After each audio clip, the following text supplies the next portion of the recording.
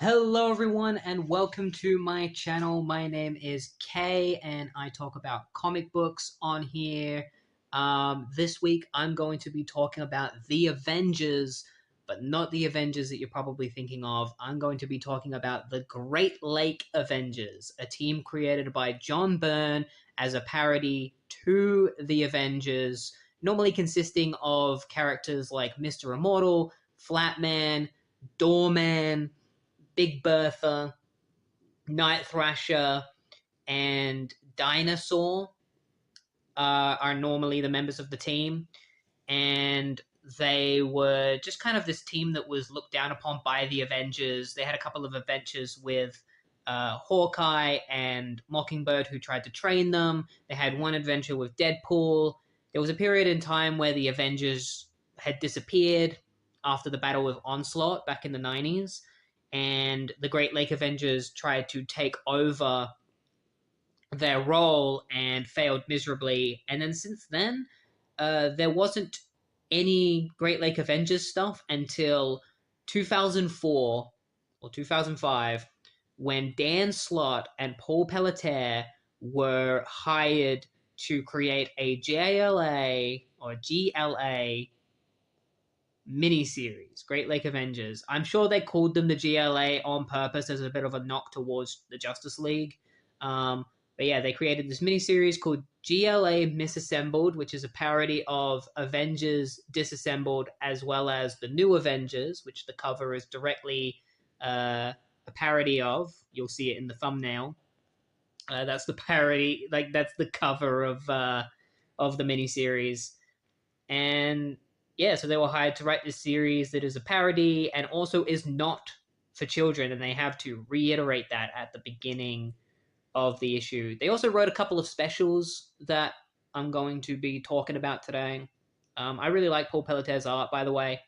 He did some Green Lantern art, and he also did some Justice League as well. And I'm a big fan of his art, so I'm happy that he's drawing this series.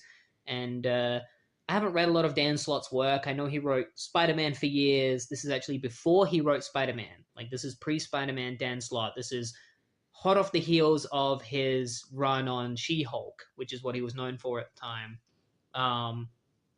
And I have to say, Dan Slott, even though you have me blocked on Twitter for some reason and we haven't really interacted, this series isn't bad. I'm just gonna say that right now. You probably expected me to come into here being like, man, this series is so trash. Here's everything that's terrible about GLA. But no, this series is actually pretty good, and I'll show you why right now as we get straight into GLA Misassembled Issue 1. Immediately, we set the tone for the series because it begins with Squirrel Girl. And if you don't know who Squirrel Girl is, she is a character who has a squirrel called Monkey Joe, and she can control other squirrels. Monkey Joe is kind of like her main squirrel that she interacts with a lot. He can talk, and he talks directly to the readers in this quite often. She's here to basically tell the readers that if they are a child, they shouldn't be reading it. Do not read this comic, especially because of what Mr. Immortal will do on page 8. And then another character called Grasshopper shows up and is like, hey, you're not supposed to be in this issue, and I'm not going to be in this issue either, but I'm just here to say that, like, you're assuming kids are reading this comic, but it's not kids, it's just old, fat, bald men reading this.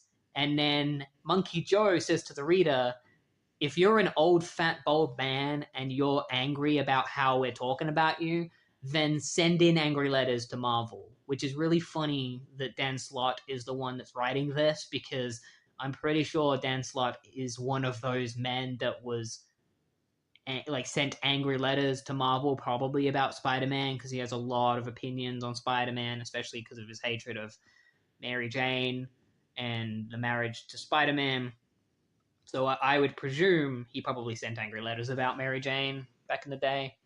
And then immediately after that, we set even more of this comic's tone, because it begins with Mr. Immortal shooting himself in the head and splatting his brains all over the ground and the blood spells out, Great Lake Avengers misassembled. It's an incredible shot.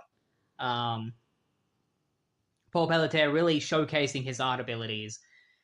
And then we flash back to Mr. Immortal when he was a baby. His name was Craig Hollins, and when he was a child, he never really got to meet his mum because his mum was taken away by this character known as Death Urge, who is a variation of Death within the Marvel Universe. The Marvel Universe has multiple versions of Death. They've got the woman, they've got the woman Death, and then they've got this character, Death Urge. He just takes his mum away from Craig, and Craig grows up without a mother and just has his father.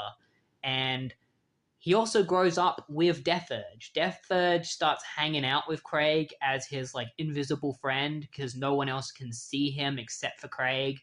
He would get Craig to do all sorts of dangerous things like play patty cake in the middle of traffic, climb trees during a thunderstorm.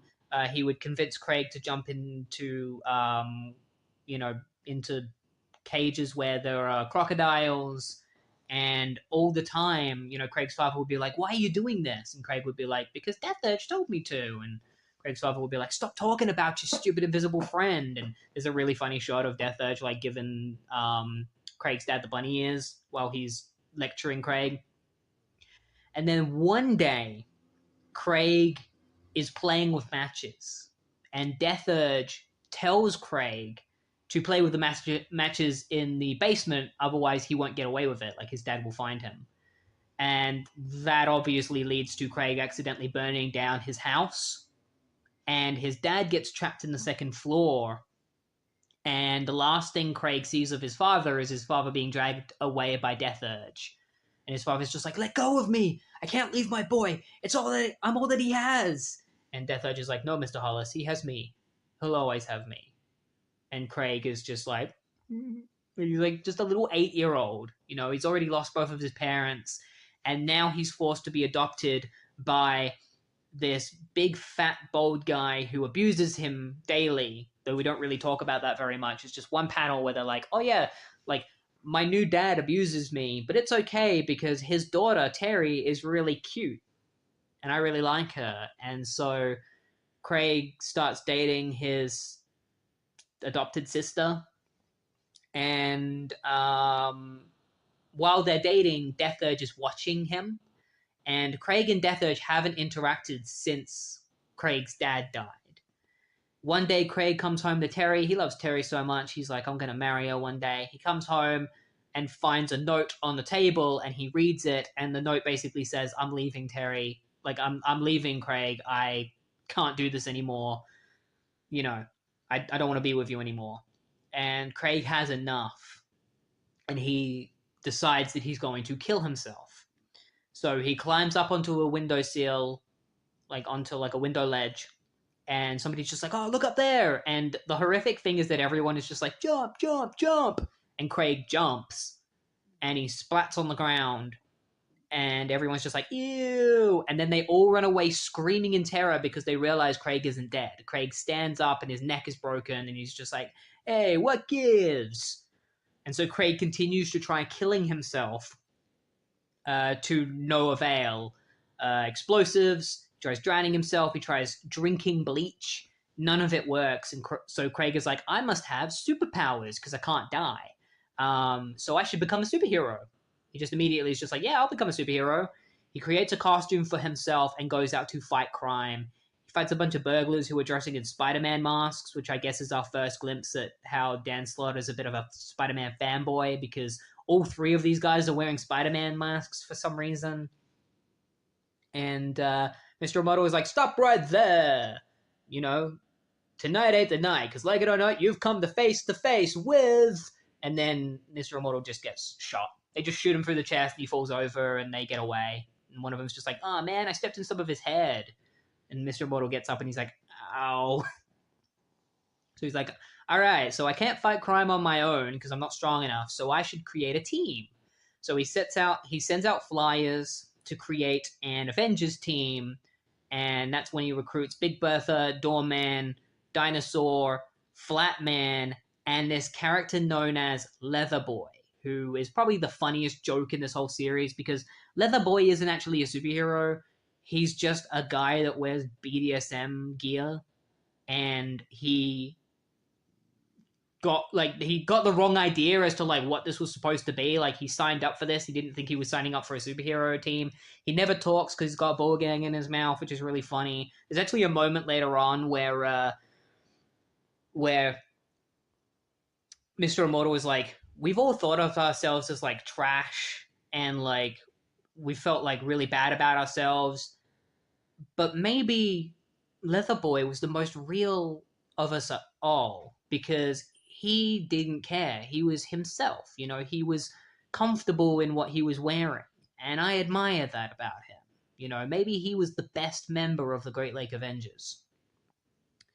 So the Great Lake Avengers unite, and they start like helping people. Doorman has the ability to, like, he is a door, like his body is a door. So like there's a dog trapped in a car, and he's able to just put his hand in his body and grab the dog out of the car and save it.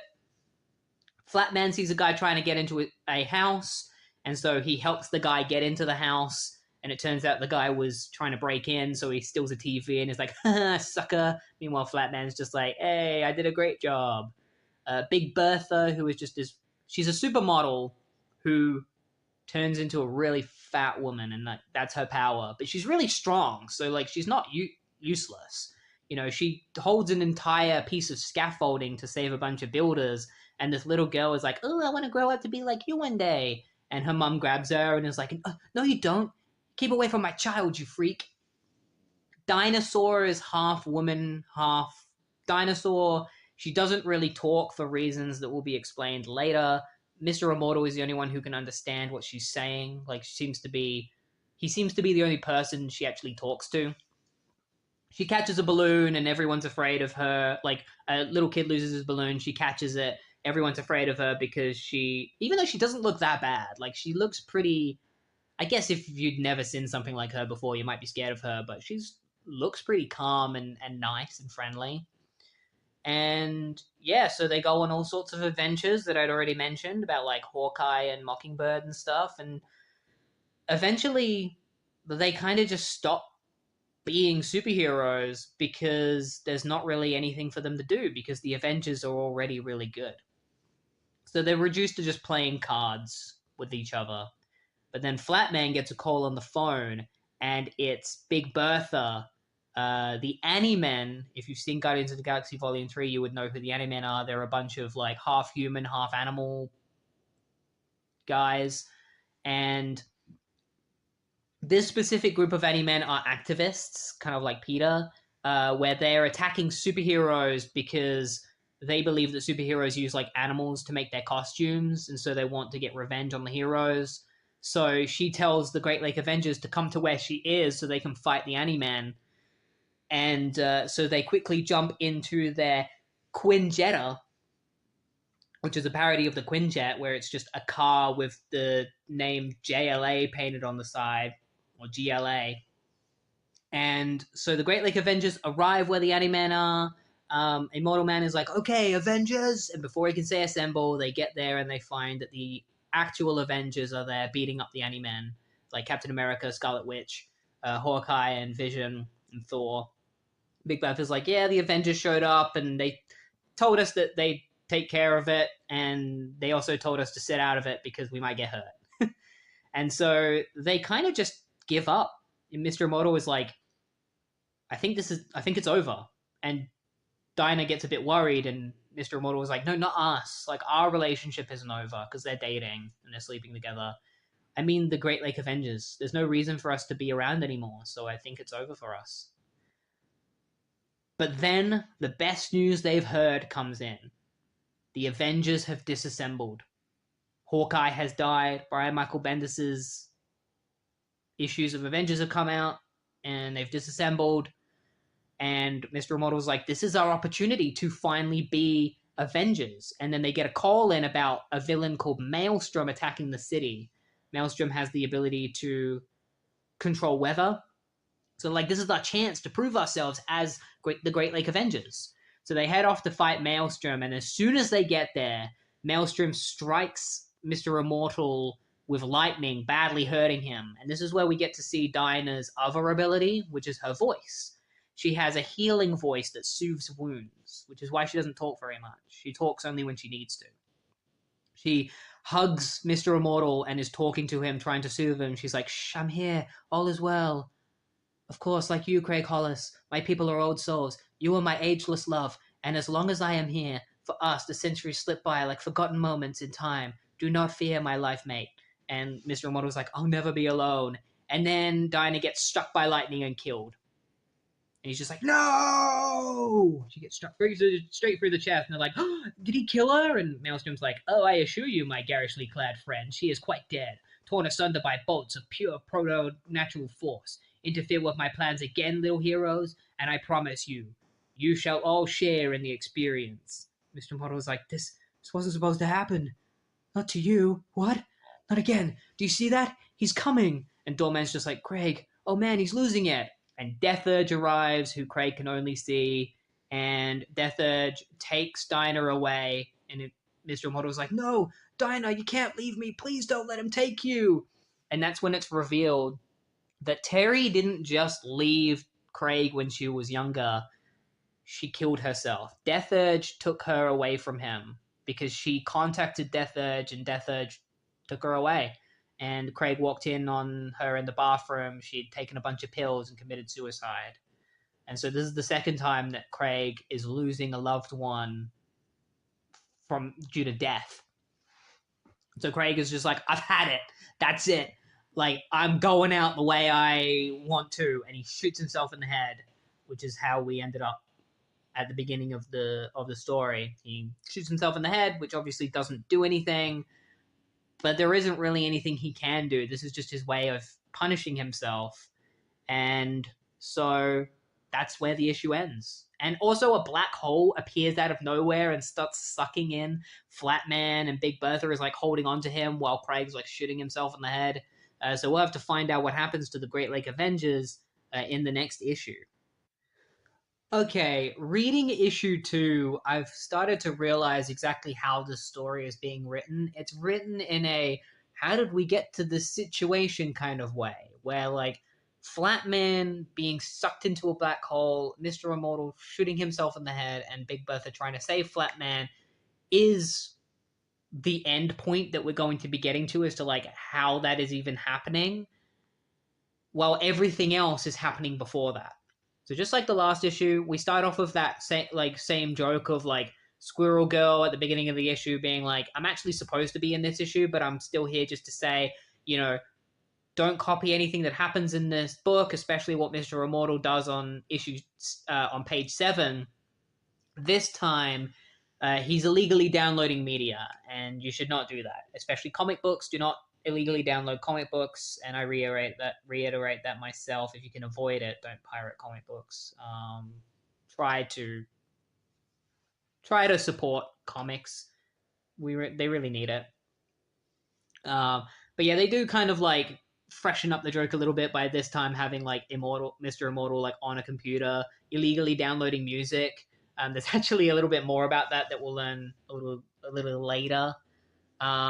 So then we cut to what is actually happening in the book, which is the Great Lake Avengers are attending the funeral of Dinosaur as she had died in the last issue. Mr. Immortal sees Death Urge and starts going crazy, and everyone's just like, what is he going on about? Like, he's going crazy again, because they can't see Death Urge. And Doorman is like, maybe he's talking to Flatman, because when Flatman stands at a certain angle, you can't see him. And then Flatman just suddenly appears and is like, "Hey, you're talking about me?" And they're like, "Whoa, why do you keep doing that?" And Flatman's like, "Sorry, I wasn't thinking. I was focusing on what Mr. Immortal is doing, like why he's going insane." So Mr. Immortal sees Death Urge, and he tries to kill Death Urge because Death Urge has killed another one of his loves. So that's it, I'm going to kill you. And Death Urge is like, "I'm death. Killing me just creates me, so it's pointless. But I appreciate that you want to kill me, because it means that, like, this is going to be, like, therapy for you, and I care about you. And so I'll help you with that." And so he starts beating the crap out of Mr. Immortal, because Death Urge believes that if he beats up Mr. Immortal, it'll help with, like, his therapy. So the other Great Lake Avengers just see Mr. Immortal being like thrown around in the air and stuff because they can't see Death Edge, and they're just like, what is he doing now? Like, why is he doing backflips and stuff? And Flatman's like, all right, Mr. Immortal's crazy at the moment, so I'm going to have to take over leader duties. I don't normally do that, but we got a lot on our plate. And, you know, after the death of Dinosaur and with Mr. Immortal being out of commission and Big Bertha is currently not with us very often because she's busy focusing on her modeling career, we're going to have to recruit some new members. Meanwhile, Maelstrom, who is the main villain of this book, is trying to create a machine that will combine space and time and bend them to his will. So he basically just wants to destroy everything. And in order to do that, he needs pieces for his machine. So he calls up Batroc the Leaper and a couple of other D-list villains that I've never heard of before, whose names aren't even mentioned in this book, and I couldn't be bothered looking them up because I don't even know who they are, so I wouldn't even know where to start looking. He calls them up and he recruits them to help him with finding his next piece. Meanwhile, we get to see Big Bertha. You know, she's talking about, like, she's contemplating leaving the Great Lake Avengers because apparently they're holding back her modeling career. She's conflicted, though, because she likes being with them. And Flatman and Doorman decide to go out and start recruiting people. Meanwhile, a character known as Grasshopper is just jumping throughout the city. His name is Doug Taggart. You know, he just has, like, super jumping abilities. He's jumping throughout the city. He sees Batroc the Leaper and decides to engage in him because it's criminals and he's trying to be a hero. He's just debuted 2 weeks earlier. Meanwhile, Flatman and Doorman go to New York because New York is creeping with heroes. They kind of break the fourth wall where they're like, oh, there's a lot of heroes in New York for some reason. The first person that Flatman tries to recruit is the swordsman, who is supposed to, at this point in time, it's like Hawkeye in disguise, but he doesn't want anyone knowing that he is Hawkeye. And Flatman's just like, hey, Hawkeye, like, I've come to recruit you. Do you want to come and join the Great Lake Avengers? And he's like, I'm not Hawkeye, I'm Swordman. And Flatman's just like, but I went looking online, like, I went on the internet. And he's like, look, like, I'm a mind control killer who could gut you at any moment, so go away. And Flatman's like, we're not picky. Doorman tries to recruit Moon Knight, but he ends up pissing Moon Knight off because Doorman looks a lot like Midnight Man, who is an enemy of Moon Knight's. And Moon Knight's just like, I don't join teams because I'm trying to give off the idea that I'm an urban myth. No one's supposed to know that the Moon Knight exists. And so they continue trying to recruit different heroes, and they all have the same kind of speech, which is, we work alone, we're not good in teams. They go and ask, so the ironic thing is they go and ask Spider-Man and Wolverine and Daredevil about joining the team. And the irony here is that Spider-Man and Wolverine would end up joining the new Avengers, but at this point in time, they're like, we work alone, we don't work on teams. So I kind of find it this little funny thing of like, we won't join the Great Lake Avengers, but we're happily to join the Avengers. You know, we can join the team as long as it's a good one. Daredevil almost joined the new Avengers originally. I think he eventually joined them years later, though, but it took some time before he would join them. He was one of the characters that was thought to be Ronin. When the character Ronin was introduced with a mystery identity, Daredevil was one of the red herrings for that role. Flatman almost recruits Living Lightning, but Living Lightning only agreed to join because he thought that they were the gay lesbian alliance, because Living Lightning is gay. And so he's like, oh, I thought you were the gay lesbian alliance, not the Great Lake Avengers, because, like, GLA. And she's like, all right, see ya. Like, I'm not joining the Great Lake Avengers, which was a little bit like, on the one hand, this joke's kind of funny, but on the other hand, It's a little insensitive within the context because this is obviously just supposed to be like a haha he's gay kind of joke. I don't think it was supposed to be like an inclusive joke. I think it's just a joke on gay people, and that's why I don't think it is a it's like it's funny but like it's also insensitive, you know what I mean? And then we get like a montage of superheroes just saying no to the Great Lake Avengers. Also, there's a funny thing in this issue where whenever they tell people who they are, they always whisper like the Great Lake part, where people are like, "Who are you?" and they're just like, "We're the Great Lake Avengers." like they just don't want people to know the full name because it's more likely that someone will say no if they hear the name Great Lake. So we get everyone from Nightcrawler to Falcon to Black Bolt saying no. Black Bolt obviously doesn't say anything. Saying no to the Great Lake Avengers. Even Luke Cage and Iron Fist are being asked about it. So Flatman and Doorman are about to give up, and then they get ganged up on by a couple of guys who try to steal their wallets. And that's when Squirrel Girl jumps out of a tree and beats the crap out of them alongside Monkey Joe. And they ask Squirrel Girl to join the Great Lake Avengers, and she agrees. She agrees to join them. And they hear an alarm going off, so they're like, all right, quick team to action, Avengers assemble! And she's like, wow, that didn't take long at all. And they come across Grasshopper, who is fighting Batroc the Leaper and those two other criminals whose names I don't know. And they're just like, hey, like, we're here to help you. And Grasshopper's like, whoa, awesome, that's great. Like, who are you? And Doorman's like, we're the Great Lake Avengers. Like, do you want to join us? And Grasshopper's like, awesome. I'd love to join the Great Lake Avengers. And Doorman almost gets hit by a dagger, like, or not a dagger, a sai. It almost goes straight through his head.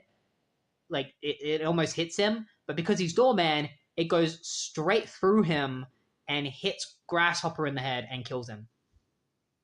The shortest a character has ever been an Avenger. He was an Avenger for 5 seconds and he's literally dead. They're just like, oh no, like he's dead.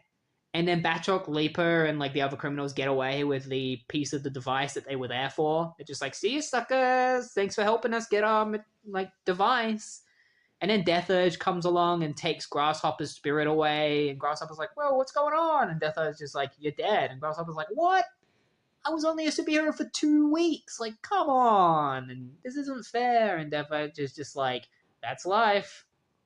And Squirrel Girl's just like, maybe joining this team wasn't the best idea, but you know what? It's fun anyway. Like, who cares? Let's have fun.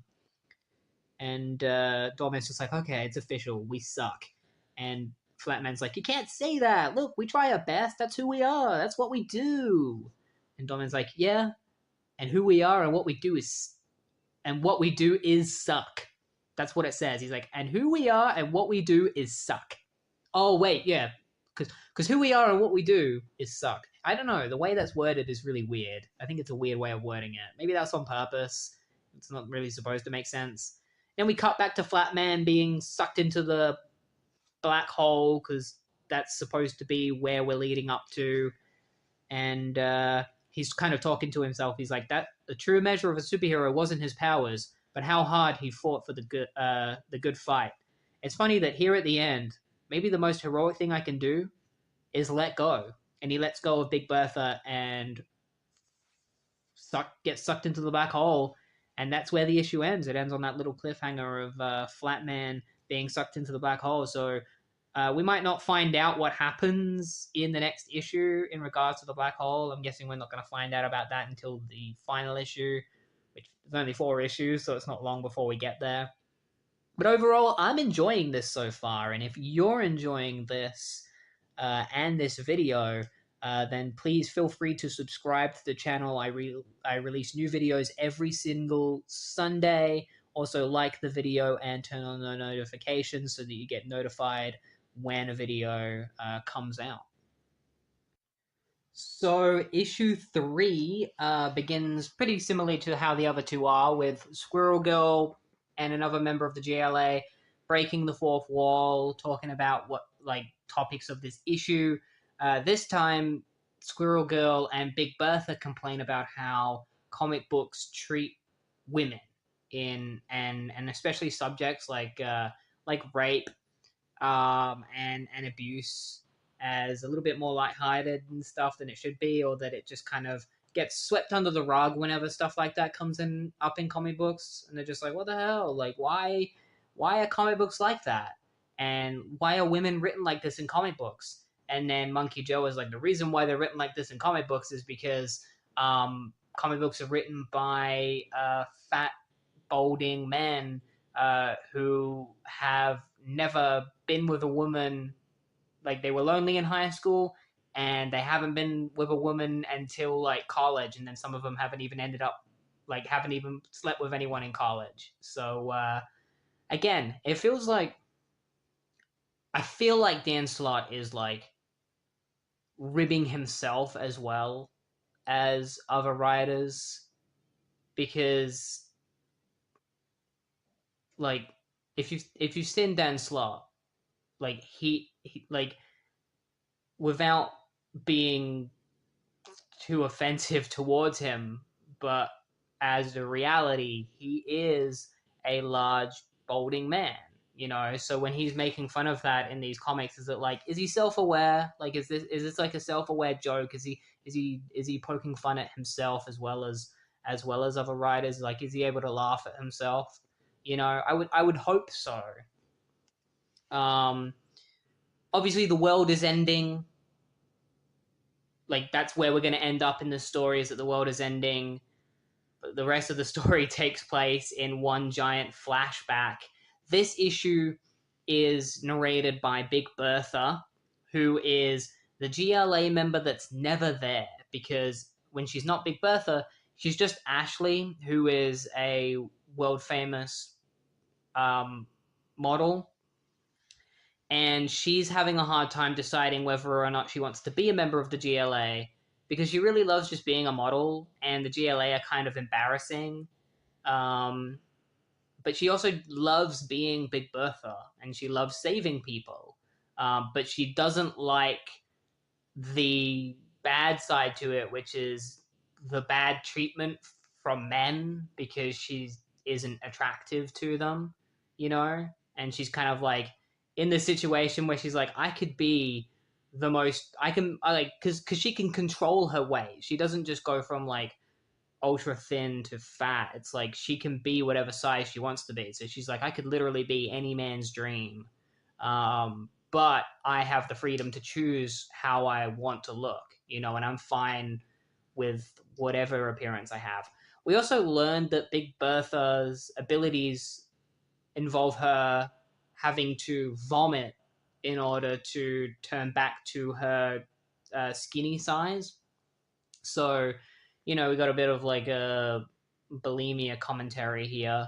Um, you know, Monkey Joe just being like, bulimia is never funny. Good gravy. What were they thinking? Want to complain? Marvel's new address is 417 Fifth Avenue, New York, NY 10016, ATTN GLA editor.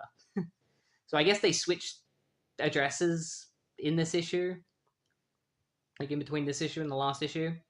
So Ashley is doing modeling, and everyone's just talking about, how great she is. And then they see on the news that the GLA are still being embarrassing, like, especially compared to the Avengers. They're going around trying to force people to join their team. And they've recently brought in Squirrel Girl. And one of the hosts is like, oh, Squirrel Girl, is that woman that like talks to squirrels and is a weirdo? And the guy's like, hey, don't knock her down, because I've heard that she took down Doctor Doom. And yeah, Squirrel Girl was like, yeah, like Monkey Joe took down Doctor Doom. It was awesome. And we actually see Doctor Doom watching the news and kind of mumbling to himself like, Squirrel Girl, like he's just really angry, and he just smashes the TV. Squirrel Girl gets introduced to the GLA base because she's never actually been there yet. And she meets Mr. Immortal for the first time, who is drowning in his sorrows, trying to kill himself with a giant pair of scissors. And Flatman's just like, oh, so that's where the giant scissors went. I've been looking for those. Doorman creates a memorial for all of their dead members, which include Mockingbird, Hawkeye, because he's dead at the moment, Grasshopper, and Dinosaur. And they kind of have a little argument over like their mortality rate compared to the Avengers, where Flatman's just like, well, the Avengers have had a lot more dead allies than we have. And Doorman's like, yeah, but we got a lot less members, so our mortality rate is a little bit lower than the Avengers. So Flatman decides that they need to split up and check out the different crime scenes. So he wants to go with Squirrel Girl to go to the crime scene that Dinosaur died at so they can learn a little bit more about Maelstrom's plan. And then they want Doorman to go and check out Roxxon. But Doorman's like, nah, let's all just go together. Like, let's not split up. Mr. Immortal doesn't really do anything except like drown in his sorrows, and Death Urge comes and visits him and is like, I'm sorry you have to live through this constantly, like all this pain and sorrow, but it's for a reason. You know, it's a part of your destiny, and you'll find out what that is eventually, Craig. And he heads off and finds Maelstrom because Death Urge used to work for Maelstrom, and he doesn't anymore. And he asks Maelstrom what he's doing. Why is he stealing all these devices? Because Death Urge works, like the masters that Death Urge works for know what Maelstrom is up to something. And Maelstrom is like, basically a while back, the royal family from the Inhumans split up my atoms and sent me throughout the universe, and I became one with the universe itself, and I saw what makes the universe. And so now that I understand reality itself, I'm trying to build this machine so I can destroy everything, because I believe that the world should, like, that nothing should exist. Death Urge is like, you don't have control over that. And Maelstrom's like, well, I'm about to. Like, and you can't stop me. I'm going to destroy everything because I feel like it. So Doctor Doom is stalking Squirrel Girl and the GLA, just watching them as they head off to the crime scene that Dinosaur died at. When they get there, they talk to a couple of professors about what Maelstrom stole. They don't really know exactly what he stole, just like a couple of pieces of technology. And one of the doctors thinks that the person he was talking to was Mr. Fantastic. He's like, oh, I can't believe Reed Richards asked me, like came to me for help. And his friend is just like, that was actually Flatman, not Mr. Fantastic. The doctor's just like, gosh, shit, that sucks. And then they head to Roxxon, where the boss of Roxxon, like, Flatman isn't allowed to go in and talk to him, and so he's trying to deal with the receptionist. Meanwhile, Doorman and Squirrel Girl are talking about how depressed they are over the death of Grasshopper, and then Flatman just has enough, and he grabs Doorman and he smacks him against the wall and walks straight through Doorman into the wall so he can talk to the boss without, you know, setting an appointment. Doorman's just like, hey, whoa, I'm feeling a little violated here. And Flatman's like, we want to know what Maelstrom took. And the Roxxon boss is like, why do you need to talk to me about that? Like, all of our information is on the computers. You can just look it up there. It's public. And Monkey Joe is doing just that. He's hacked into the computers and finds out what is the device. Because Monkey Joe is at the GLA headquarters still. So he hacks into the computers. He finds out what Maelstrom stole. And then he gets grabbed from behind by Doctor Doom. And Doctor Doom kills Monkey Joe. He kills a squirrel because the squirrel beat him. That's how petty Doctor Doom is. Kills the little squirrel. Crushes him in his hands. It's pretty horrific. Meanwhile, Ashley, aka Big Bertha, decides that she loves being a model, but she also loves the fact that the GLA love her for who she is. So she's not going to leave the GLA. She decides she's not going to leave them. She's going to remain being a member. And she's no longer going to be that member that's never there. Now she's going to be the member that's always there. And she gets back to the GLA headquarters. She's like, "Hey guys, what's going on?" And then she sees the dead body of Monkey Joe, which horrifies her. And yeah, that's where the issue ends. It ends with Big Bertha finding Monkey Joe's dead body, and we'll find out what happens in the next issue. Is Squirrel Girl going to avenge Monkey Joe and fight Doctor Doom? We'll have to find out. So the final issue, issue 4, begins with Squirrel Girl weeping over the death of Monkey Joe, who died in the previous issue, was killed by Doctor Doom, who is currently wearing a leather armor because of stuff that's been happening in Fantastic Four. This is where it's kind of like a bit of an identity crisis parody, because Monkey Joe was killed and then burnt to death. Or burnt alive. But what actually killed him was a stomp on the head. It wasn't actually the flame. So it's kind of like making fun of Identity Crisis, how it's like, oh, you think that it's fire that killed Sue Dibney, but it was actually something else that killed her, But yeah, Monkey Joe is dead for real. This issue is narrated by Doorman, who is talking from a point of view where he's already died, and he explains how he dies. The GLA return to their headquarters, where they find that Big Bertha has taken down Doctor Doom, and this is where Squirrel Girl finds out that Monkey Joe died, because before it was just like the fourth wall breaking part of the comic where she's talking about Monkey Joe dying to the reader, but now she actually meets it for real within the story. And we find out that it wasn't actually Doctor Doom that killed Monkey Joe. It was Leather Boy. Remember Leather Boy, the guy that wears BDSM gear and has a ball gag in his mouth? It turns out he disguised himself as Doctor Doom and killed Monkey Joe to get revenge for them not calling him when they started up the new team.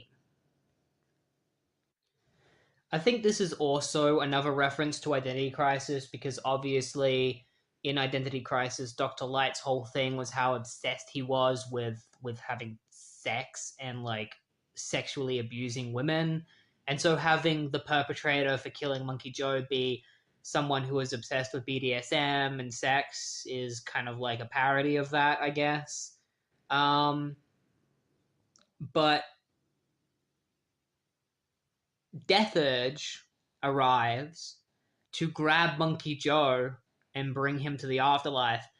And this is where we find out that Death Urge apparently has to take on the form of whatever he is coming to pick up. So because it's a squirrel, Death Urge has the form of a squirrel, which gives Mr. Immortal the advantage over him. So now Mr. Immortal is finally able to confront Death Urge and beat the crap out of him for everything that he's done to Mr. Immortal.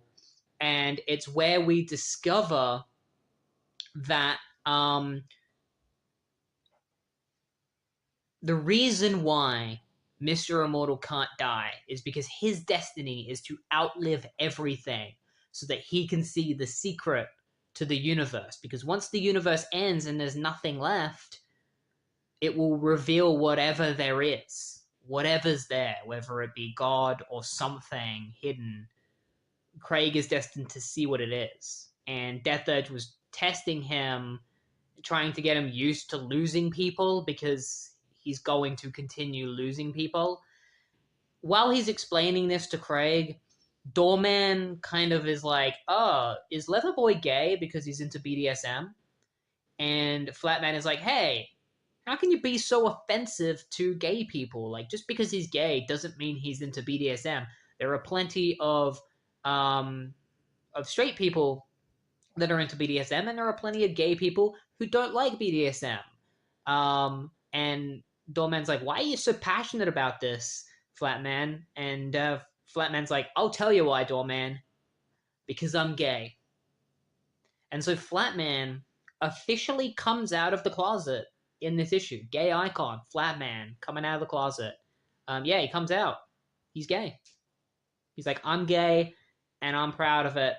and that's it. I finally did it. I got the courage and I came out. I'm gay. And at the same time,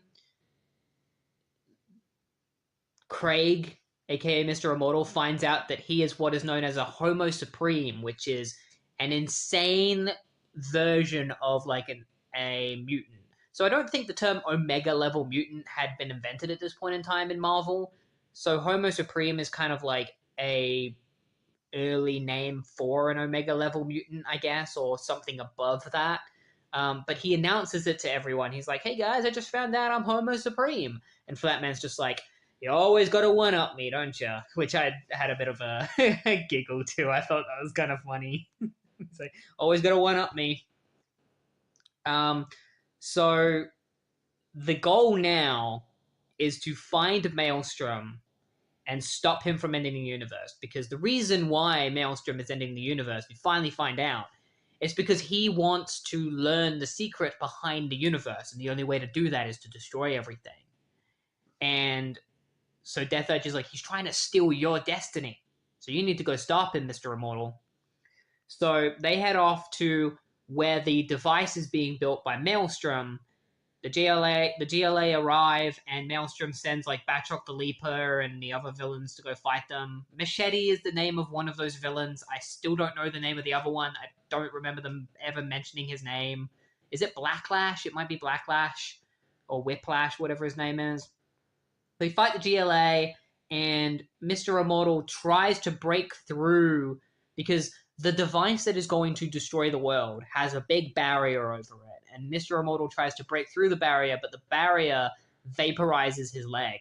And so he pulls out a gun and he tries to shoot through the barrier, but the bullets just bounce off and hit him in the leg, and he's just like, ah!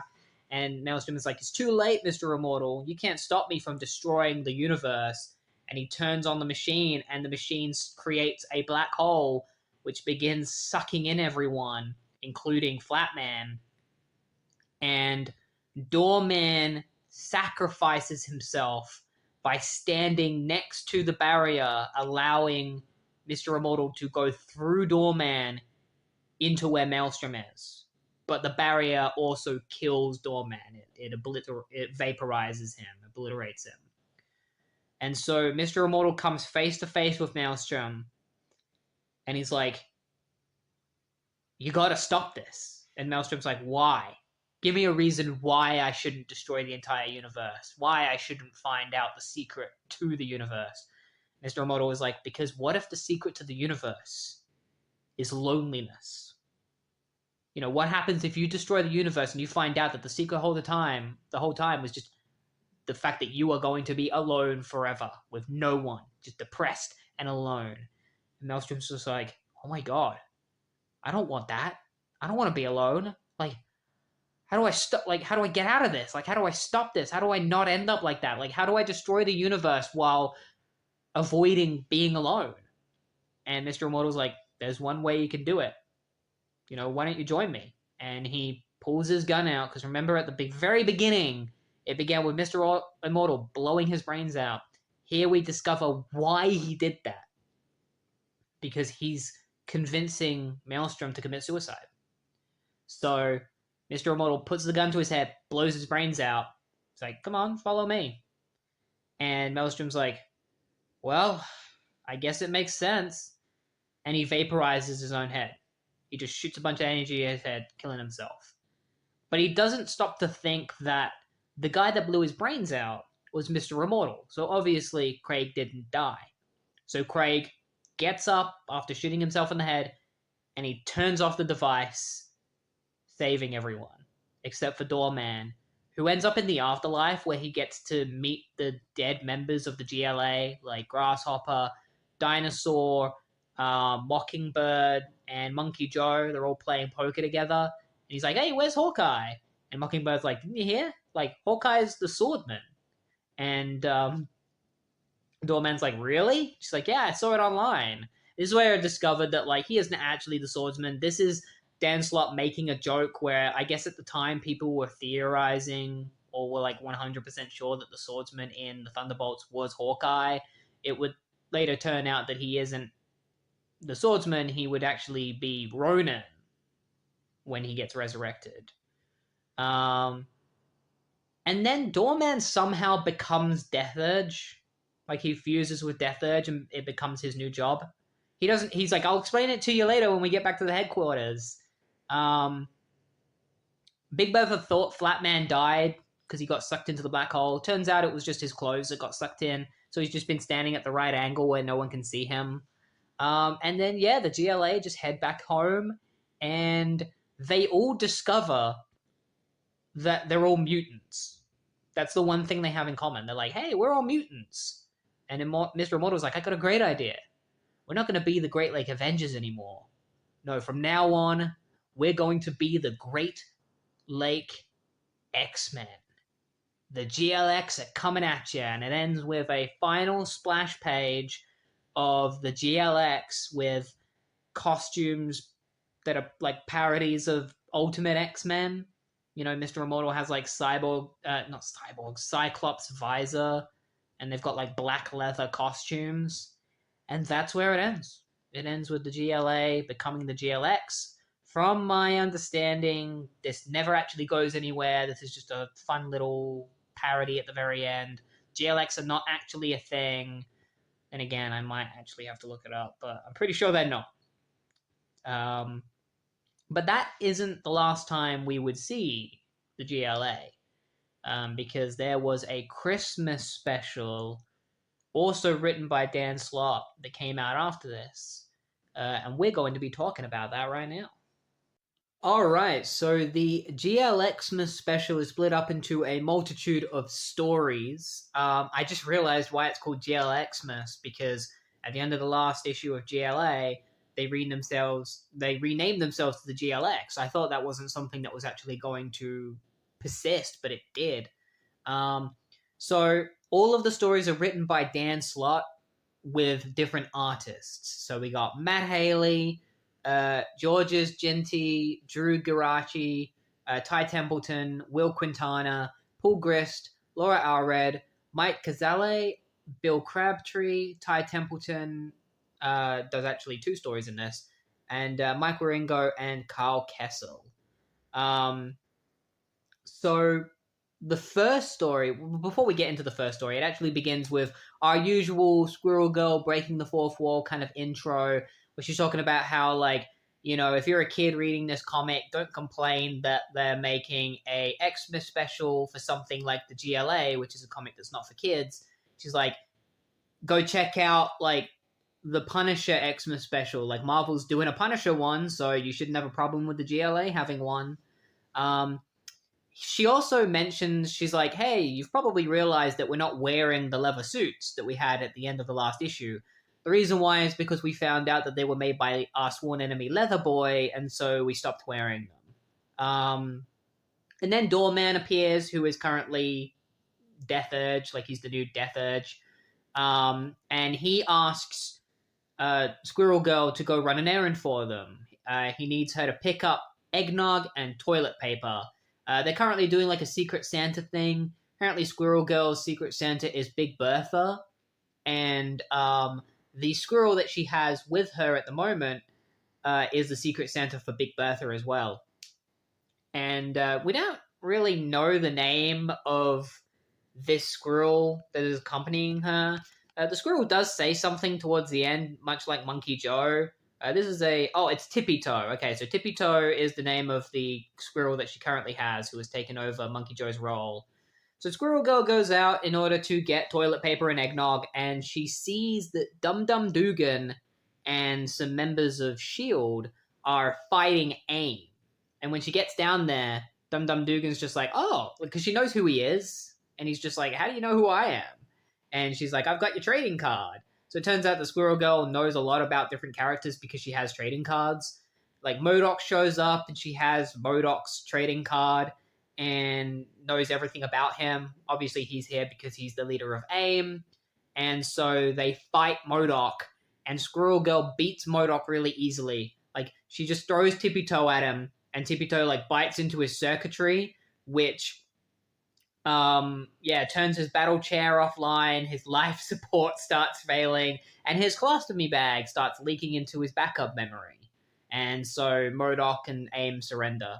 And Dum Dum Dugan is like, we've seen a lot of your exploits, Squirrel Girl. It's really impressive how you've taken down people like the Mandarin, Doctor Doom, Giganto. So we were wondering if you would join our ranks as a member of S.H.I.E.L.D. Not just a member, like a general. And Squirrel Girl's like, I would love to, but I am already a part of a team, and they're a pretty swell team, and I love them. So I'm going to have to say no. So she heads off to the JLA headquarters, and she's like, hey guys, how's it going? And they were like, did you get the toilet paper we asked for? And she's like, oh no, I forgot. All right, let's go. And she's like, Tippy Toe, like, why didn't you remind me about the toilet paper? And then she sees a spaceship crash into a nearby forest, and Thanos emerges from the ship. He's like, yes, once I, Thanos, have charged the Pyromatrix with the life force of everyone on Earth, the universe shall be mine for the taking. And Squirrel Girl's like, oh yeah, not if I can help it. And Tippy Toe's just like, here we go again. And it's like, the end? With a question mark. So who knows, maybe we'll get to see what happens with Thanos. It's presumed that, like, Squirrel Girl beats Thanos off panel. Like, it's already been revealed in, like, other comics, like Unbeatable Squirrel Girl. It would eventually be revealed that, like, she can beat Thanos. Like, she can beat anyone. It's kind of the gimmick with Squirrel Girl is that she can beat everyone, but you normally don't get to see how she beats them. She just does. And I guess it's because she's got so many squirrels that, like, not even Thanos can fight against, like, a million squirrels. Like, that's too many squirrels. Alright, so the next story revolves around Mr. Immortal and the other members of the GLA fighting a character known as Mr. Tenenbaum. He's basically he's just a regular dude who causes Christmas chaos. He wants to create a bunch of Christmas trees and wreaths and stuff that are going to attack their owners and kill them. So they need to go and stop him. But that's not the point of the story, isn't Mr. Tenenbaum. The real point of the story is Mr. Immortal and his history with Dinosaur.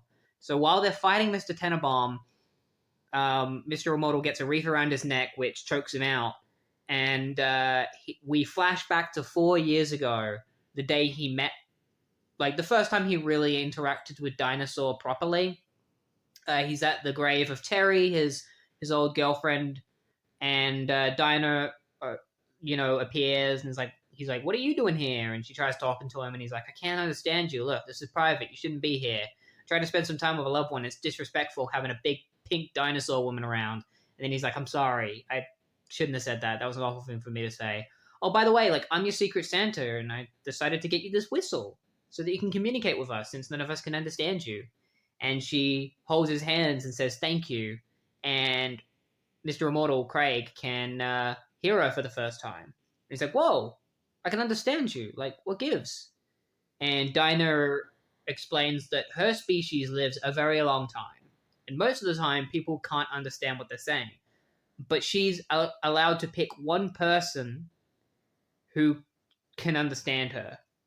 And she picked Craig because she wants to be with Craig forever. And it also helps that he's immortal. But obviously we find out that that won't last.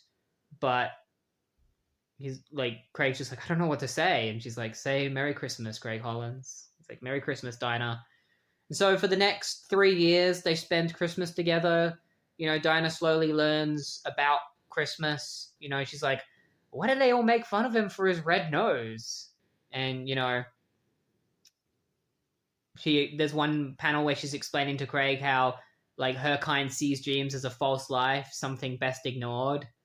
And Craig's just like, oh, really? We see them as messages from the subconscious, and we look to them for meaning. And then on the final year, Dinah learns what mistletoe is. And then her and Craig go and sleep together. Presumably, possibly for the first time. I don't know. Flatman goes looking for them because fighting Mr. Tenenbaum is a Christmas tradition. So a year ago, they fought Mr. Tenenbaum as well. So Flatman goes to find Craig and Dinah, and he pokes his head under their door and sees them having sex. And so they quickly, like, get out, put their clothes on, and they're like, all right, let's go stop Mr. Tenenbaum. And Flatman's just like, I did not need to see that, guys. And so they go fight Mr. Tenenbaum, and while they're fighting Mr. Tenenbaum in the past, this is a year ago, Mr. Immortal gets hit by 3 fake candy canes that stab through him. And that's when we flash back to the present, and Mr. Immortal like pulls the wreath off of his neck, and he gets hit by a tree. He's like, that's right, I'm Mr. Immortal, and I can come back from... And he gets smacked straight into a person's house. It's like, I'm sorry, like, I'm gonna go and stop Mr. Tenenbaum. Wait, why is your tree not moving? It's like trying to move, but it can't. And Craig puts 2 and 2 together and realizes that if you put decorations on the trees, they can't do anything. So he grabs all the decorations from this person's house, he takes them back to where the rest of the GLA are, and they cover all of the Christmas trees, the evil Christmas trees, in decorations.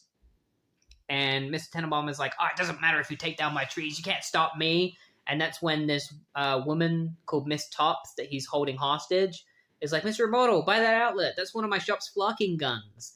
And so Craig picks up the flocking gun. He's like, oh, and Dr. Tenenbaum? Flock you! And he shoots it at Dr. Tenenbaum, and then shoots it at all the trees, the flocking gun.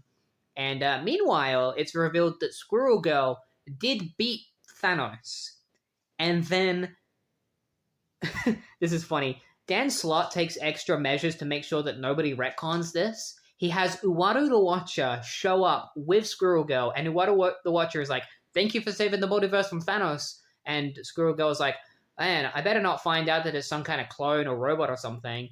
And Uwaru is like, yes, Squirrel Girl, with my cosmic senses, I can confirm that that is in fact the one true Thanos, and not a robot, clone, or simulacrum.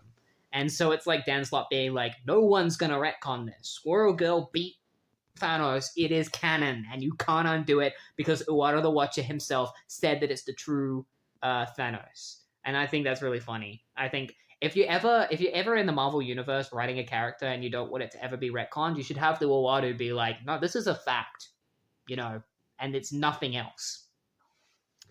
And so Craig gets kissed on the cheek by Miss Tops for saving her, and she's about to ask him out on a date, and Craig's like, Miss Tops, it's Christmas. Let's celebrate that first.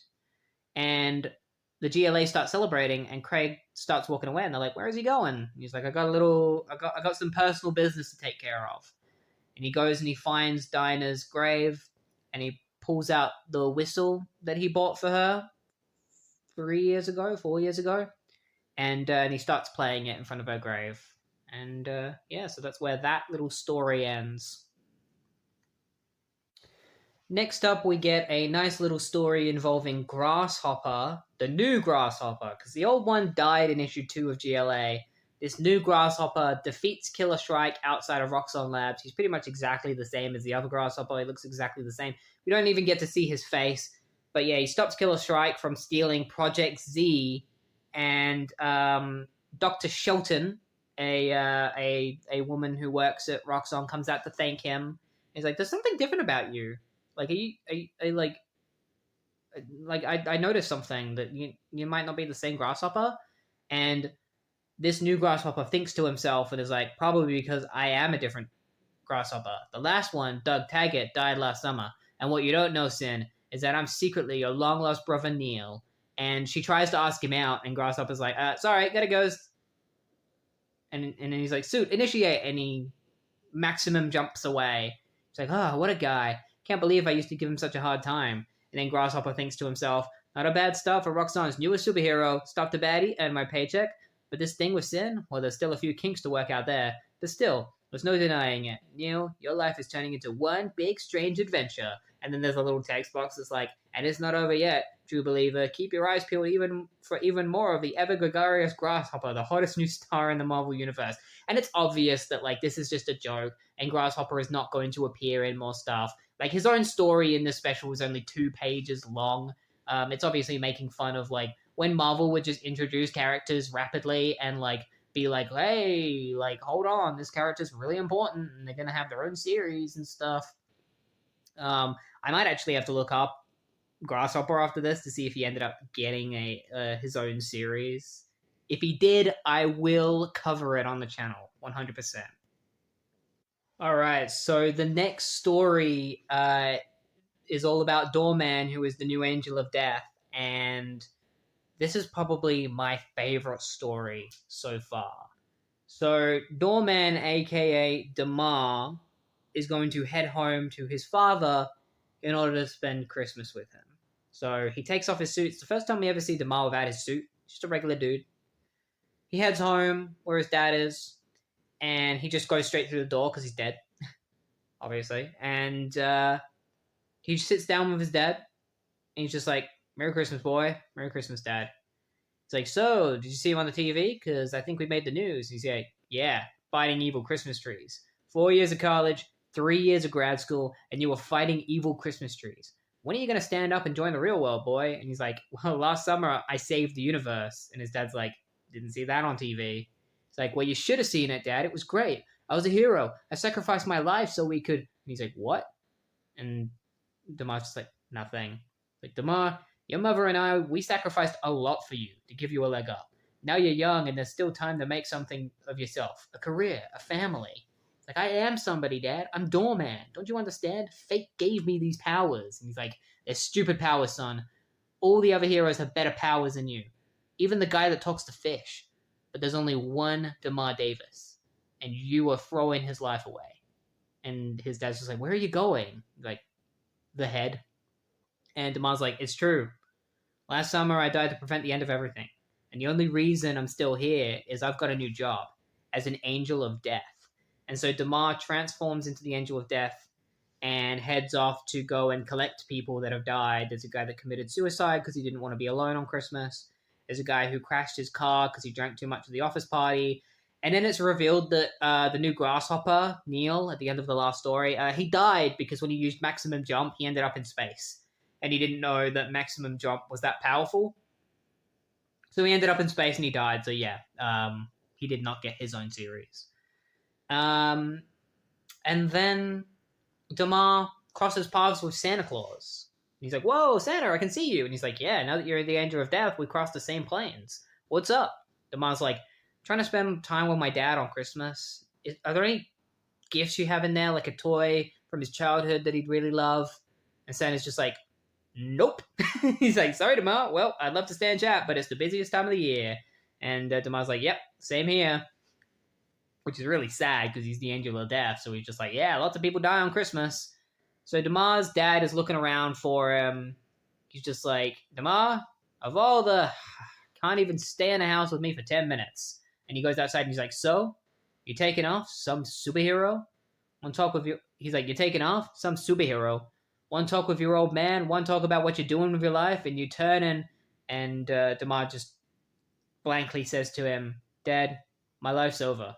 I died last summer, but I came back as a ghost. An angel of death, actually. And I'm here for you." And his dad is like, "What?" He's like, "You fell off the roof while putting up the lights. You've been dead for hours, Dad. I came here to collect you, and I spent time with you because I was trying to put it off for as long as I possibly could. But now I have to take you to the afterlife." And he's like, "Look, never..." He's like, "For once, you and I could..." He was like, "Because I was hoping that just for once, you and I could, well... never mind. Come on, Dad. Take my hand. It's time." And his dad's just like, "You're an angel of death? Now? For real? Wait till I tell all our relators on the other side. My boy is the angel of death. Now that's something." He's like, "This way, Dad." He's like, "So how much are they paying you for this?" And they go into the afterlife. And I just love that story. Not only is it really wholesome, but it's also quite depressing. It's one of those examples of how Dan Slott mixes dark humor with grounded reality incredibly well. Where even though this is a superhero comic, these feel like real people, talking to one another. It feels grounded, like I said. Yeah, great story.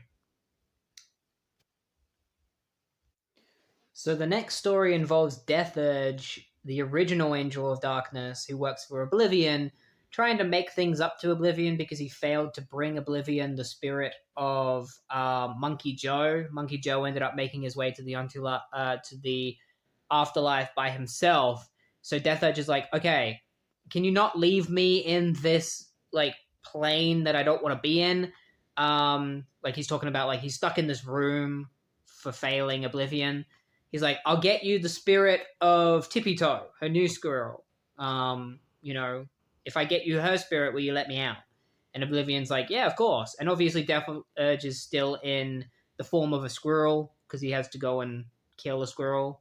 So this comic is just Death Urge trying to kill Tippy Toe. Squirrel Girl goes out to fight Tetrax. Wait, is it Tetrax? No, Terrax, sorry. Who is he's one of Galactus's heralds. And so she goes out to fight Terrax.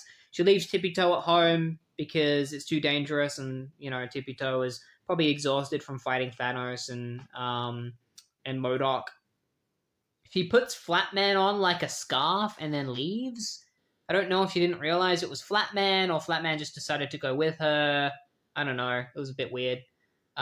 Tippy Toe goes into the kitchen where she sees a bunch of traps all set up to trying to kill her, and she finds a blender with a bunch of acorns in it, and she goes to get the acorns, and meanwhile Death Urge plugs the blender in, and Mr. Immortal is like, hey, Tippy Toe, you careful, I told you not to leave your acorns in the blender, and he puts his hand in the blender just as it turns on, and so his hand starts getting like messed up by the blender, and then he starts running around, and in doing so sets off all the other traps except for one. There's one trap left. It's an acorn that Tippy Toe pulls on, and when she pulls on it, it sets off a crossbow.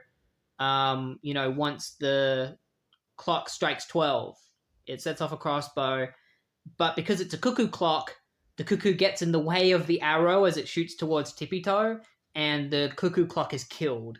It even makes like a weird noise. It's like, ugh! And so Death Urge tries to bring the cuckoo to Oblivion, and Oblivion's like, I'm not taking this.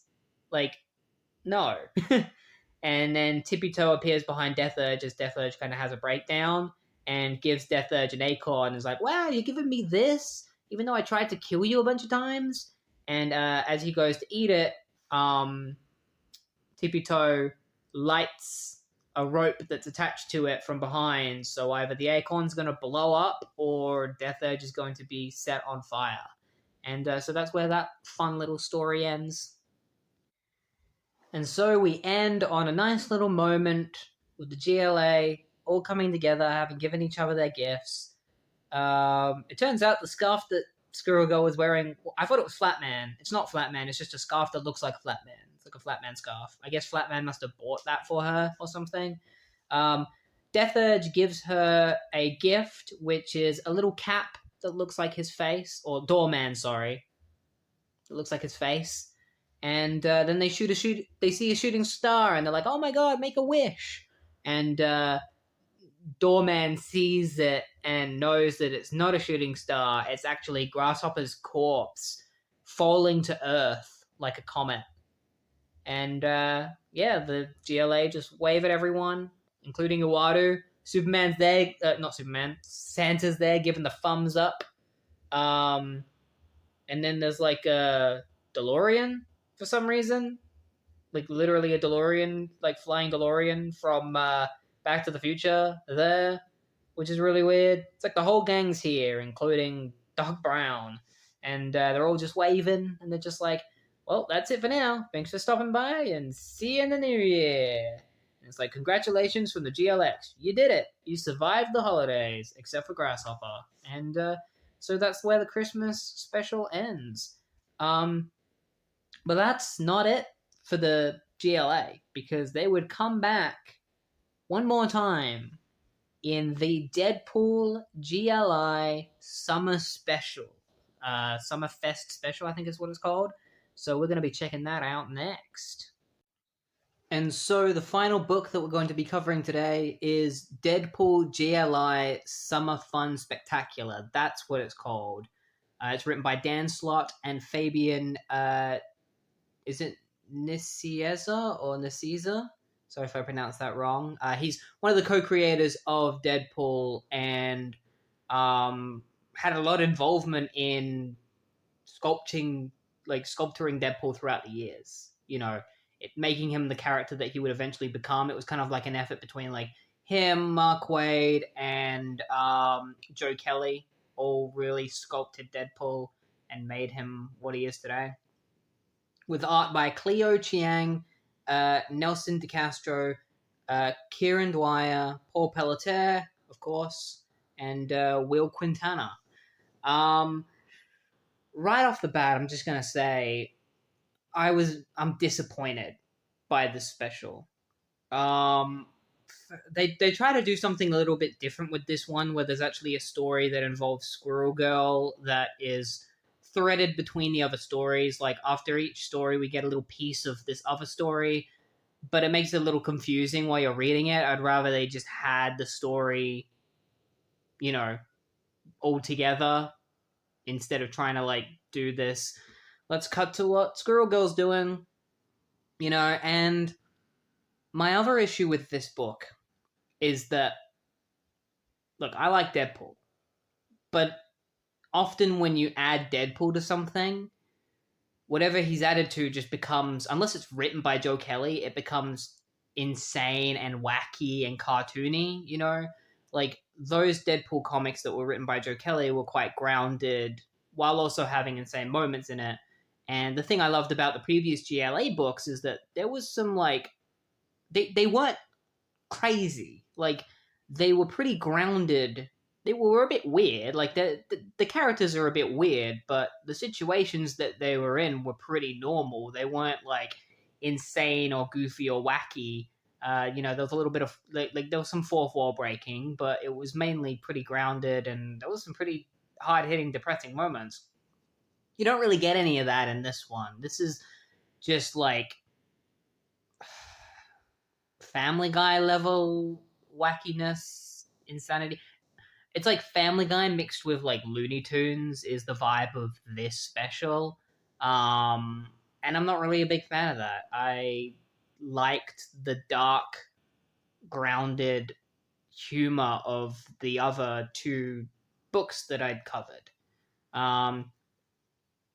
So the book starts off with our first story, which involves Deadpool teaming up with the GLA to stop AIM, who had shown up in the Christmas special, and now they're showing up again. One thing I will say that is a positive about these series is that because they're all written by Dan Slott, he makes references to the previous specials and stuff, so it feels like a continuative narrative, so you're rewarded for reading them all. We begin with the regular intro to most of these comics, which is Squirrel Girl talking to the reader about what's currently going on with the GLA, who are now called the GLI because they've changed their name again. It stands for Great Lake Initiative, which is making fun of the Avengers Initiative, I guess. Civil War is currently happening. Doesn't affect the book in any way. It kind of affects Squirrel Girl because she's currently dating Speedball, and in this, Deadpool shows up in the intro and is like, hey, you better check out what happened in Frontline issue 10, and he shows it to Squirrel Girl, and it's the issue where Speedball becomes Penance. And she's like, oh my god, like, what are they doing to my boyfriend? Like, what the hell? She also mentions that, like, there was like a Valentine's Day special that didn't get made or something for the GLI. And so after that, we move on to the actual story, which is Dionysus, one of the gods. He's like the god of being drunk, I guess, or something. I know he's a real god. He gets drunk a lot. That's like his thing. He gets really drunk and he falls off of Olympus and lands on Earth, and that's where he's found by AIM, and AIM kidnaps him. And then the entire planet becomes drunk. Everyone is drunk. Deadpool goes to the Baxter building where he finds the Thing and Human Torch and Black Panther and Storm. They're all drunk off their heads, and Storm actually sees Deadpool and stops him from leaving the building because he enters to try and like get some of their alcohol, and then he tries to leave and they stop him from leaving, and they're like, what's going on? Like, why are you all drunk? And They're just like, we don't know. Like, all of a sudden, everyone suddenly turned drunk. Apparently, we've been getting readings of uh, AIM within the city. So maybe you should go and check that out, Deadpool, and maybe you'll find the answers as to why everyone's suddenly drunk. So Deadpool goes off to investigate, and when he gets there, he finds that the GLA, or the GLI, sorry, are already there, um, preparing to try and find an entrance into this building because they believe that this is the point where these mysterious energy waves are coming out of this building that may be causing everyone to become drunk. For some reason, the GLI aren't affected. We'll find out why they're not affected in a little bit. So Deadpool shows up and he kills Mr. Immortal. It's like a running gag in this where he just kills Mr. Immortal a bunch of times, shoots him with ninja stars. After this, he like cuts his head off, and Flatman's just like, stop killing Mr. Immortal, like leave him alone. Like Deadpool's just kind of an ass.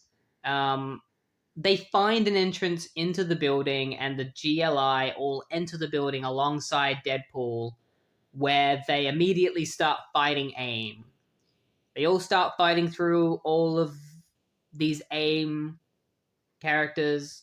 The GLI are saying all sorts of quips and jokes at this point, but it doesn't really serve anything to the overall narrative. There's nothing really worth mentioning because, like I said, this issue relies way too heavily on like Reddit level jokes than it does on an actual narrative that's interesting. You know, it's just really wacky and goofy, and it's like, I'm not really into it. So they manage to find a door that is being guarded by AIM agents, and they assume that in that door is the answer behind what is going on with everyone, like why they're all drunk. So Deadpool has a bunch of plastic explosives. He puts it on the door. He blows the door open. They enter inside and they find Dionysus hooked up on a machine. And so AIM is like funneling his drunken powers to create a wave of energy that is making everyone drunk. And the reason why the GLI aren't affected by it is because AIM forgot about them, so they didn't put them in the... It's the one joke that I kind of laughed at, where I was like, okay, that's a bit funny, is that they just forgot about him, so they didn't put him in the system, and that's why it doesn't affect them. It also doesn't affect Deadpool because of his healing factor. You would think that that would be the explanation for Mr. Immortal, where it's like, oh, it can affect him, but like he'd probably be fine. He actually gets killed by alcohol poisoning in this. They throw him at the machine. Mr. Immortal is the key to destroying the machine. They throw Mr. Immortal at the machine, and he absorbs so much of the power that it breaks it, but he dies of alcohol poisoning and then comes back to life because he's immortal. So AIM leaves the building, and they run to Stark Tower, where the GLA follow them, and Big Bertha just like smashes through and takes down the AIM agents. And so after that, the GLI introduced Deadpool to their new headquarters. And they ask Deadpool if he wants to join them. And Deadpool's like, nah, but like, if you want, I can be a reserve member. And they're like, oh, great. Like, you can be a reserve member for, like, we can call you when we fight Galactus. And Deadpool's like, maybe if you're fighting Batroc, like, I'll come and help you. There's actually a kind of a funny moment where Deadpool's just like, we gotta stick together, like us. Like, you know, we're the downtrodden guys that are fighting for the respect of others. And when they ask him to join, he's like, nah, you're a bunch of fweebs. And it's kind of funny how he's just kind of like standing up for them, and then the next second he's just like, nah, you guys all suck. So they all have dinner together and celebrate the fact that Deadpool is now a reserve member of the GLI. And so after that, we cut to that Squirrel Girl story that I was mentioning earlier, the one that kind of happens between all the other stories. Doorman introduces the reader to the new hangar bay for the GLI, where all of their vehicles are, including Squirrel Girl's Squirrel Copter. She jumps into her Squirrel Copter, and Doorman's like, "Hey, where are you going?" And Squirrel Girl's like, "I'm off to break into Thunderbolt's Mountain." And we'll find out what happens to Squirrel Girl later, because now we're going to actually talk about a story that's all about Deadpool dating Big Bertha. Because in the previous Deadpool and GLI story, there's a couple of moments where Deadpool flirts with Big Bertha, and so now they're officially going on a date together. Big Bertha transforms into her slim form, which Deadpool's not really a fan of. He's more into Ashley when she's in her Big Bertha form. It's actually revealed that Deadpool has a fetish, and that's like the one part of this issue that feels a little bit more grounded, especially Bertha's reaction to Deadpool's fetish in this. The sea captain from The Simpsons makes a cameo in this, by the way. They go and eat at this place called the Chubby Whale, and the sea captain from The Simpsons appears, and so Ashley and Deadpool are eating at this place, and Deadpool just like gives all of his food to Ashley. He's just like dumping all his food on her plate, and then a bunch of characters. So I haven't seen The Sopranos, but I'm presuming that these characters are supposed to be parodies of The Sopranos because one of them looks like James Gandolfini. So they're eating at another table across from Deadpool and Ashley, and then this rival mafia comes in, and one of them's just like, "Fat Carlo!" And Fat Carlo's just like, "Crap on a stick." And this other mafia just starts like shooting, and Ashley gets really mad because her dinner has been interrupted. So she transforms into Big Bertha, and Deadpool's like, "Ooh, there's my girl." And Bertha's just like, where's your girl? I was here all along. And Deadpool's like, "Yeah, I know, but not, all of you." She's like, "All of me?" The healthier, girthier Bertha. And that's when, like, after they defeat the Mafia, she's like, "Girthier? Like, are you into this or something?" And Devil's like, "Hey, don't try to, like, shame me or anything. Like, there's nothing wrong with being into larger women." And Bertha's just like, "Why is it that people have to objectify me no matter what form I'm in? Like, why can't people just love me for who I am inside, you know, and not just as like Ashley or Big Bertha?" And it's like, "Fat or thin? Can you look past all that and see me for who I really am?"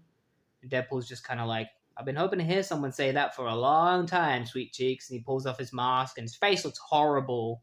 He's like, "Because I promise, on the inside, I'm quite a catch." And Bertha sees his face and immediately vomits.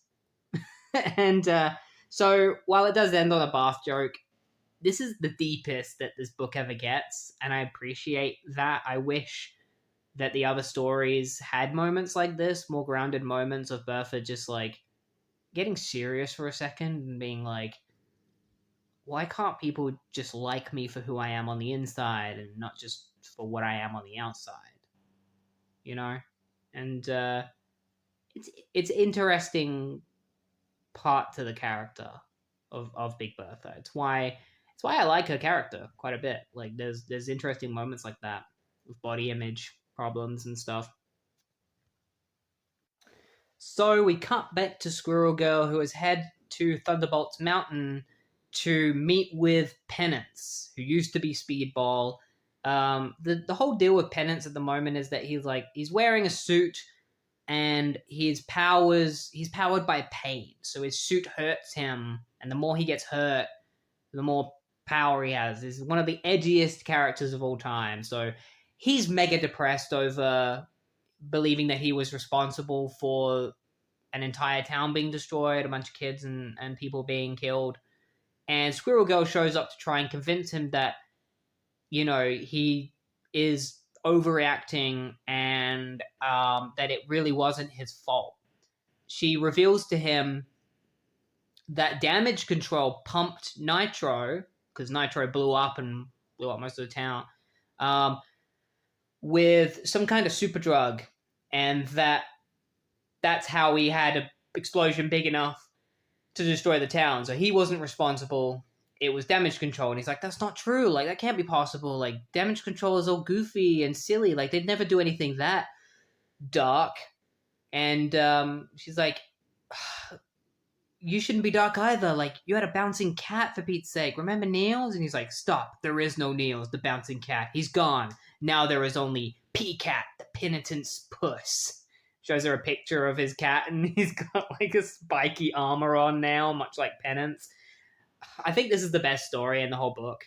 The Penance jokes, just like one after another, are really funny, especially because like they were fresh at the time. Penance starts lifting off the reasons why, he's a problem. He's just like, there's nothing more you can say. I know what I know. My actions led to the deaths of hundreds. And Squirrel Girl's like, but the Avengers blew up half of Washington not long ago. Thousands died, and they did just fine. It's like, it was my fault. I went in, arrogant, cocky, without a plan. Hawkeye did that all the time, and people loved him. But it was televised. Everyone knows what I did. And she's like, hey, Iron Man killed a UN ambassador while he was drunk on TV. And now he's running S.H.I.E.L.D. And then Penance is just like, you just don't get it, do you? And he starts ramming his head into a wall, and he's like, this self-punishment thing, it's too deep for you, see? I'm deep now, and that means I do deep stuff, like this, and this, and this. And he's like smashing his head against the wall, and he's like, okay. Squirrel Girl leaves, gets into a helicopter, and is like, alright, I'm gonna head to Latveria, because I got something that I need to do there, and we'll find out what Squirrel Girl needs to do in Latveria later. The next story involves Flatman fighting Deadpool because Deadpool is freeloading off of their headquarters and isn't paying any of the bills, even though he's using up all the hot water and stuff. So Flatman goes to talk to Deadpool, who is pretty much in love with his rubber ducky, and in an attempt to force Deadpool to pay the money, he threatens to slingshot Deadpool's ducky out of the window. Deadpool actually grabs Flatman and uses him as a towel. He's just like, your nose got in all the right crevices. And I'm just like, oh, gross. But yeah, Deadpool refuses to pay the bills, so Flatman slingshots the ducky out of the window and is like, all right, you asked for it. Let's fight. Kung Fu style. And so like Deadpool and Flatman start doing like Kung Fu. And Flatman does what he calls origami style, because he's like flat like paper, so he can turn himself into different origami shapes. So he turns into a crane, and then like he turns into a monkey, and then he does frog style, and then Deadpool's like boat style, and Flatman's like boat style and turns into a boat, and then Deadpool's like sucker, and then grabs like a couple of staplers and staples Flatman, which forces him into a boat shape. And then Deadpool gets back in the bath with Flatman as a boat in the bath with him and sings the song Come Sail Away, where he's like, I'm sailing away. And yeah, Flatman's just like, okay, how about just the phone bill and the gas bill? And Deadpool's like, I got your gas bill right here. And he farts.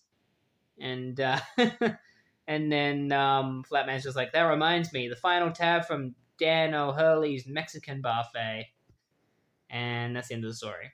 He's like gonna vomit from Deadpool farting. And so now we cut back to the better story of this whole special. Whatever Squirrel Girl's up to as she goes to Latveria to see Doctor Doom. The reason Squirrel Girl has actually gone to Latveria is so that she can find a time machine, because she just assumes Doctor Doom has a time machine, which he does. Her plan is to travel back in time to before Speedball became Penance, so that she can stop him from going crazy.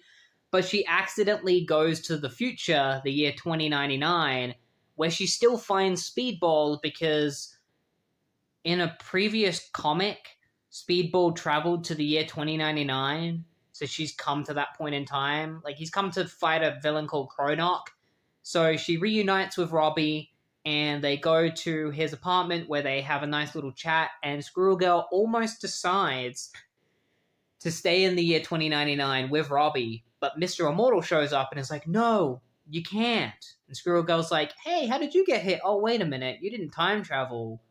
You're just immortal, so you just are here. And Mr. Immortal's like, yeah, I waited all this time to tell you that the JLI really needs you right now for an incredibly important mission. And we find out that that mission is kicking Deadpool out of the headquarters because they don't want him on the team anymore. So Squirrel Girl kicks his ass, kicks him out of the headquarters. He's actually wearing a pair of boxer shorts with Captain America's shield on them, which is kind of funny. They also give him all of his clothes, which is basically just a bunch of suits, a bunch of the same suits. He's like, fine, I was just leaving anyway. Baz and Frazzin, fuzzy-tailed. And then Grasshopper shows up, the new Grasshopper. She's like, hey there, make way for the all-new Grasshopper. Sorry I'm late, but I had to leave all the way from New York. So, did I miss anything? And then Deadpool just, like, breaks his neck and kills him. And then walks away. And so, yeah, that's the death of the third Grasshopper and the end of the GLI Deadpool Summer Spectacular story. Overall, again, like I said, out of all of these, it's the worst one. But there's a couple of stories in it that were enjoyable. Like the Squirrel Girl one with Penance. You know, the ones that felt a little bit more grounded while still being quite goofy were definitely my favorite ones. Squirrel Girl dealing with the depression of losing her boyfriend and having him become Penance and trying to undo it. You know, the stuff between Big Bertha and Deadpool was interesting. Severe lack of interesting material with Mr. Immortal in this, especially since Mr. Immortal is the most interesting character out of all of them, and the previous series and specials had pretty deep moments for Mr. Immortal, so it's disappointing that they were lacking in this. You know, this definitely focused a lot more on Deadpool than the GLI, and maybe that's one of its problems. You know, Doorman and Mr. Immortal definitely got kicked to the curb for the special, and that's unfortunate because they are two of the most interesting characters in on the whole team. You know, like Doorman's story from the previous special was the best one. So yeah, I ended up enjoying these GLA comics a lot more than I was expecting. And I'm kind of sad that it's over, that there's no more GLA comics after this. If you've been thinking about reading the GLA, checking out these books, I highly recommend reading the ones that are written by Dan Slott. I would say maybe don't read the Summer Spectacular, or maybe just read it once if you're if you're invested enough in the GLA after reading the original miniseries and the Christmas special, then yeah, go ahead and read the Summer Spectacular. It's not like there's a lot of reading that you have to do. It's 6 books in total, so it's all good. But yeah, I hope you enjoyed this week's episode. It was another thing that was slightly different, as I'm currently in the process of waiting for my phone to be repaired, so I can't finish the Identity Crisis episode like I was planning. So, you know, I'm just doing a couple of random videos in between of things that I've been interested in reading. And yeah, I thought this week GLA would be a good pick. I'm not going to say what I'm going to do next week because it's a bit of a surprise. But yeah, tune in next week for the next book that I'm going to be doing. It'll probably be Marvel. Taking a bit of a break from DC. I hope you enjoyed this week's episode. And I hope to see you next week.